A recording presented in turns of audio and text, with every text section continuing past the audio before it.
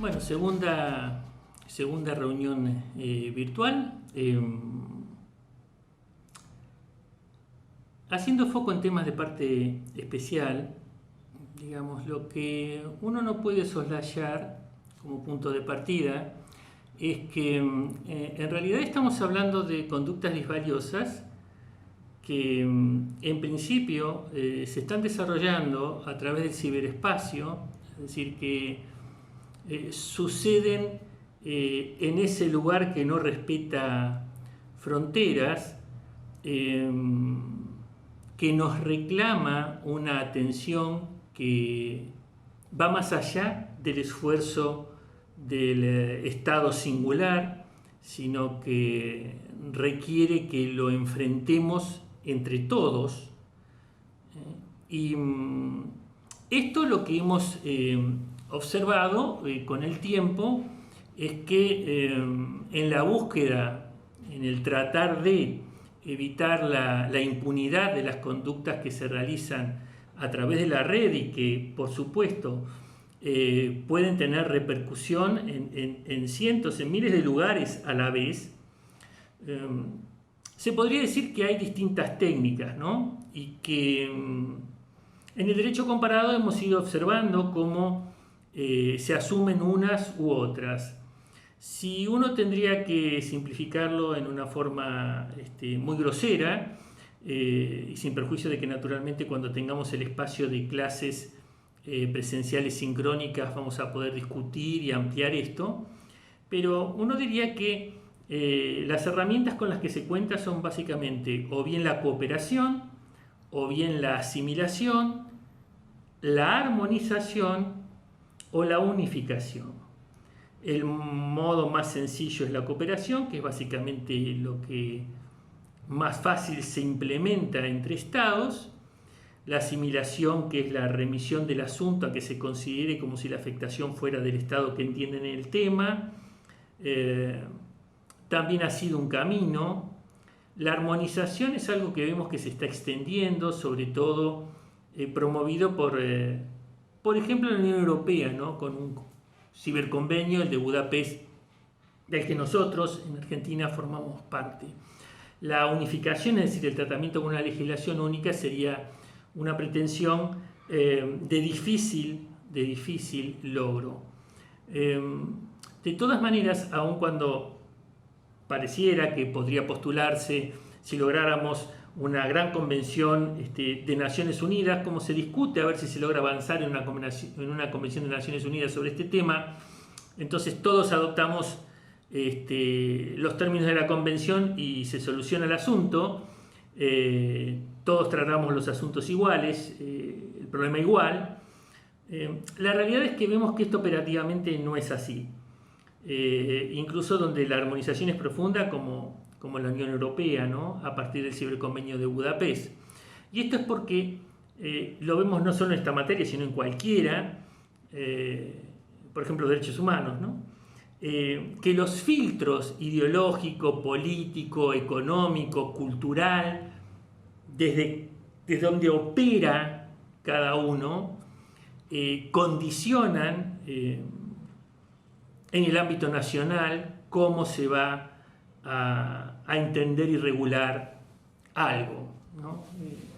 Después vamos a ver cuadros para comparar esto con mayor detalle, pero por lo pronto la idea central que me gustaría dejar de movida instalada es que estamos frente a un problema universal, un problema que necesita solucionarse con intervención de todos para evitar impunidad. Hay distintas herramientas, pero aunque llegáramos a la más extrema, que sería la de una unificación, poco probable, pero si llegáramos, esto solo no garantizaría una consideración homogénea del problema, porque desde cada lugar, desde cada cultura, hay distintos factores que van a influir en cómo se regula algo.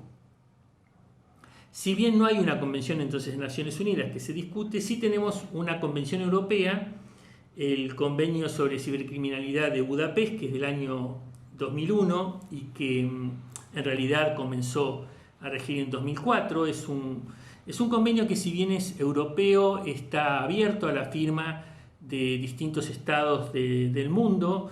No se trata, uno diría, de un acto de generosidad o de cordialidad europea, sino de una invitación interesada. Vuelvo a insistir en que necesitamos meter a todos adentro del plato para poder regular adecuadamente esto, evitando impunidad.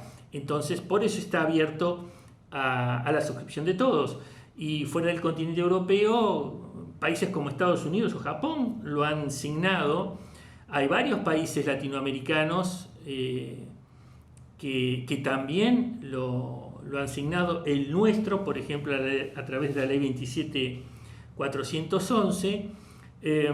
Si uno mira el convenio, es un convenio bastante largo en su articulado. Son 47 artículos que además tienen protocolos complementarios y cada tanto salen nuevas directivas dentro de la Unión Europea que proponen una actualización del elenco de tipos penales que tenía aquel o que tiene el convenio.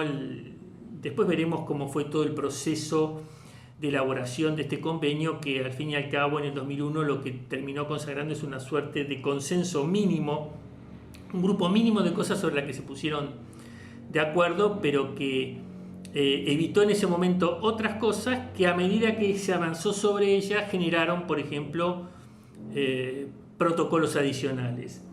El convenio no da una definición de delito informático, sino que lo que hace es, básicamente, los artículos 2 a 10 introduce una serie de conductas que indica que los estados signatarios deben considerar en su legislación interna delito. Y básicamente hace una división en 4 grandes grupos: infracciones contra la confidencialidad, integridad y disponibilidad de datos y sistemas, infracciones relativas al contenido, infracciones informáticas propiamente dichas, infracciones contra la propiedad intelectual y derechos afines. Si bien son 9 artículos, esos 9 artículos tienen una frondosa redacción que incluye una gran cantidad de tipos penales. Además, el ciberconvenio, en lo que tiene que ver con lo formal, trae reglas vinculadas a la tentativa, a la complicidad, a la responsabilidad penal, administrativa y civil de las personas jurídicas, y al tipo de penas que se pueden imponer por estas conductas. Muy poco tiempo después, el 28 de enero de 2003, se dictó el protocolo adicional al convenio en Estrasburgo, que es de penalización de actos de índole racista y xenófoba cometidos por medio de sistemas informáticos. Allí se agregaron 4 nuevas tipicidades. Para adelantar un poco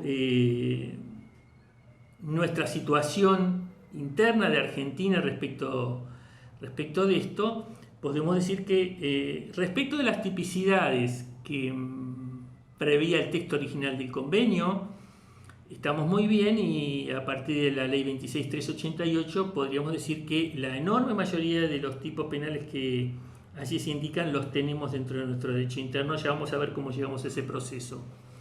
En cambio, pareciera que respecto de lo que tiene que ver con actos de índole racista y xenófoba, estamos no tan bien porque el protocolo pide 4 tipificaciones expresas. El protocolo pide que se puna la difusión de material racista y xenófobo mediante sistemas informáticos, las amenazas con motivo racista y xenófoba, los insultos con motivación racista y xenófoba, y la negación, minimización, burla, aprobación o justificación del genocidio o de crímenes de lesa humanidad.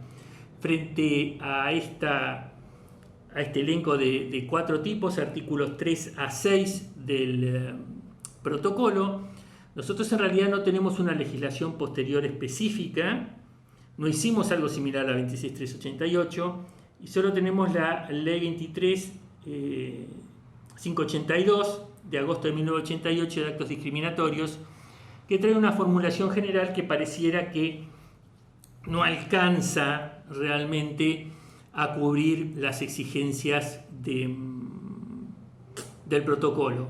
O sea que esto es algo en lo que evidentemente tendríamos que trabajar. Y probablemente la fenomenología muy extendida en los últimos años de las fake news y el discurso de odio en las redes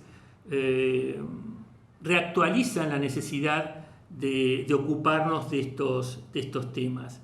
Son temas delicados, por cierto, porque uno de los problemas básicos que nos va a aparecer es la confrontación entre la libertad de expresión por un lado y el discurso de odio y fake news por el otro, ¿no? Y este también es un campo en el que la inteligencia artificial parece haber sido llamada a jugar un papel importante. Por un lado, porque a través de inteligencia artificial se puede trabajar con algoritmos que sirvan para prevenir y detectar estos discursos de odio en la red, el hate speech.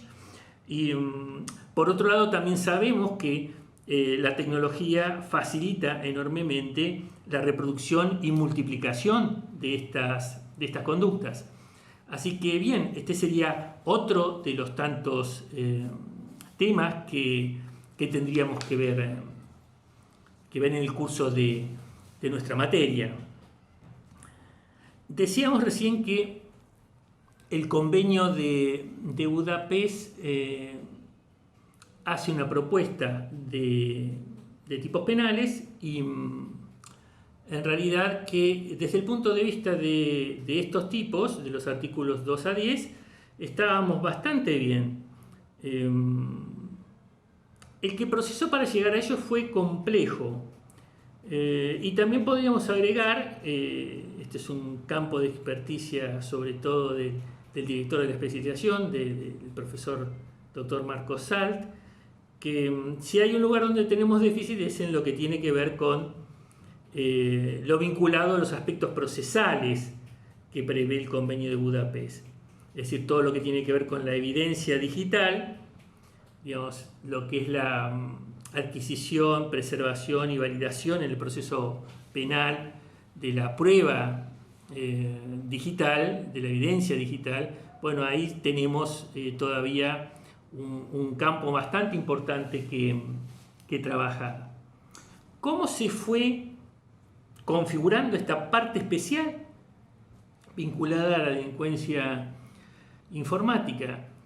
Bueno, claro, es relativamente reciente. Podríamos decir que recién en el año 97 aparece con la ley 24766 el primer tipo vinculado al secreto de empresa que hace una referencia a la cuestión tecnológica. Y a la vez la ley 24769, dictada 2 días después, que fue el régimen penal tributario vigente con anterioridad a la actual, que es la ley 27430, que es de diciembre de 2017.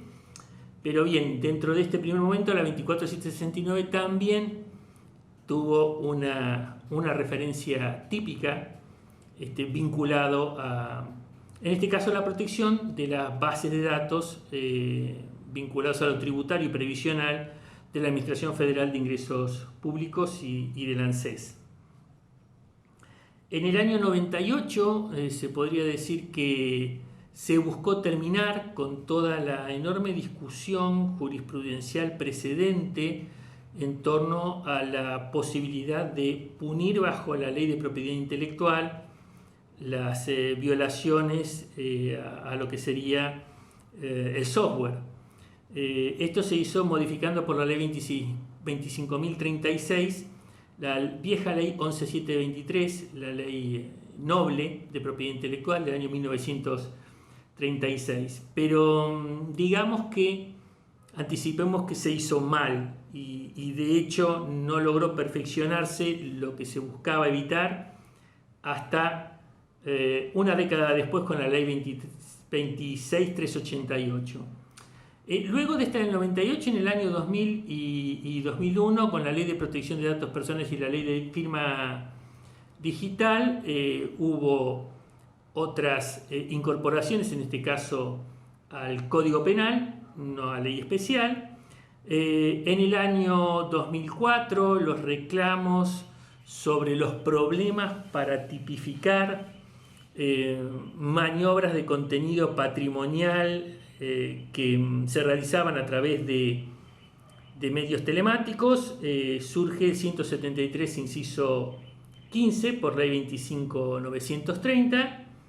En 2008, digamos, prolegó lo necesario para que pudiéramos firmar el ciberconvenio. La ley 26.388 modificó, sustituyó e incorporó 12 artículos al Código Penal, que fue lo que permitió entender que estábamos en condiciones de firmar el ciberconvenio desde este punto de vista.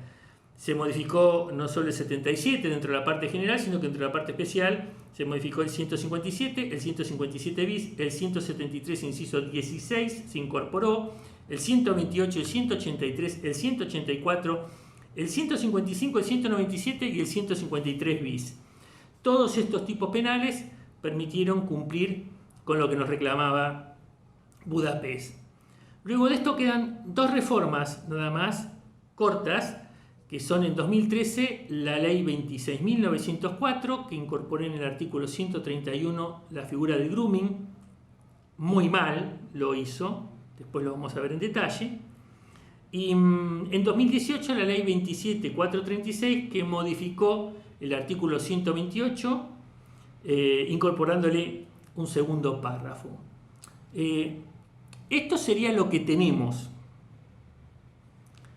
Hay una discusión bastante intensa acerca de cómo incorporar lo que nos falta, porque más allá de que asumo que el que no estaba vinculado a estos temas y escucha esto por primera vez, acaba de oír una retahíla de números que diría que qué cantidad de cosas que hay.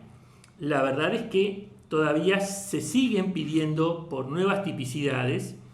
Y vamos a ver cómo los últimos proyectos de reforma integral de Código Penal o de nuevo Código Penal directamente han ido trayendo propuestas que siguen formando parte de la discusión, ¿no? Y dentro de lo que sería el déficit, vemos que, por ejemplo, el proyecto de nuevo Código Penal de la comisión que presidió Mariano Borinsky, que tomó estado parlamentario en marzo de 2019, proponía la incorporación de figuras como el hurto de datos, una figura específica para el phishing, una que cubriera el déficit en materia de hacking tools, es decir, de herramientas para hackeo, una conducta muy difundida y que todavía sigue sin tipificación adecuada, la difusión no consentida de imágenes íntimas a terceros, propuestas respecto de lo que se llama el ciberstalking o acoso en el espacio virtual, algunas propuestas vinculadas al bullying, el robo o suplantación de identidad, también conocido como spoofing. Es decir, todos estos, por ejemplo, son tipicidades pendientes, cosas que todavía no tenemos o que de pronto nos encontramos raramente con que han sido incorporadas hace muy poco, en 2019, en el Código Contravencional de la Ciudad Autónoma de Buenos Aires, con todos los problemas que esto naturalmente generaría desde el punto de vista de aplicación de la norma, etc. Pero vemos que se incorporó un capítulo quinto dentro de lo que sería la ley 1472 de 2004, ese es el Código Contravencional, modificado por ley 6128 de 2019, y este capítulo quinto de identidad digital de las personas trae una serie de tipificaciones que parecieran venir a querer superar los problemas de esos déficits de los que hemos hablado. Bien, con esto creo que tienen un primer panorama, un primer vistazo de las cosas de las que vamos a hablar. Todos estos tipos penales vamos a ir viendo, los vigentes y los que no tenemos y debemos discutir de qué mejor modo los podemos incorporar porque son necesarios a nuestro derecho penal nacional. Muy bien, damos entonces por terminado este segundo bloque.